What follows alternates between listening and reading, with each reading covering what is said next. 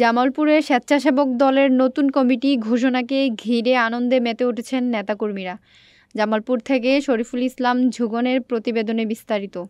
শনিবার দুপুরে জেলা স্বেচ্ছাসেবক দলের ব্যানারে শহরের একটি বর্ণাঢ্য আনন্দ মিছিল অনুষ্ঠিত হয়। দলীয় কার্যালয় থেকে মিছিলটি শুরু হয়ে শহরের প্রধান সড়ক ঘুরে দয়াময় চত্বরে গিয়ে শেষ হয়। মিছিল শেষে সেখানে অনুষ্ঠিত এক সংক্ষিপ্ত সমাবেশে দলের নেতারা বলেন, নতুন নেতৃত্বে সংগঠন আরও গতিশীল হবে।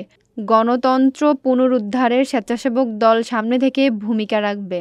সমাবেশে বক্তব্য রাখেন বিএনপির জাতীয় নির্বাহী কমিটির সহ সাংগঠনিক সম্পাদক অ্যাডভোকেট ওয়ারেস আলী মামুন, শহর বিএনপির সাধারণ সম্পাদক শাহ আল মাসুদ, জেলা স্বেচ্ছাসেবক দলের নবনির্বাচিত আহ্বায়ক নুরুল মোমেন আকন্দ কাউসার এবং সদস্য সচিব মঞ্জুরুল করিম সুমন। গত ২৬শে জুন কেন্দ্রীয় কমিটি থেকে ঘোষিত নতুন কমিটিতে কাউসার আহ্বায়ক ও সুমনকে সদস্য সচিব হিসেবে দায়িত্ব দেওয়া হয়।